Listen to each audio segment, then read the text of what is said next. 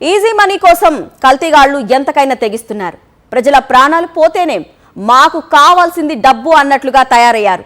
అవును, కూరల్లో వేసుకునే కారం కల్తీ చేసి ప్రజల ప్రాణాలతో చెలగాటమాడుతున్నారు కేటుగాళ్లు. వరంగల్లో కల్తీ ముఠ గుట్టురట్టు చేశారు ఆహార నియంత్రణ శాఖ అధికారులు. భారీగా కల్తీ కారాన్ని పట్టుకున్నారు. గుట్టలు గుట్టలుగా పోసిన కల్తీ కారం రాసుల్ని చూసి అధికారులే షాక్ అయ్యారు. వరంగల్ ఎనమాముల మార్కెట్ సమీపంలోని హేమశ్రీ ఇండస్ట్రీలో ఈ బాగోతం బయటపడింది. మిర్చి తొడిమలతో కల్తీ కారం తయారు చేస్తున్నట్లు గుర్తించారు. నిర్వాహకులపై కేసు నమోదు చేసి దర్యాప్తు చేస్తున్నారు.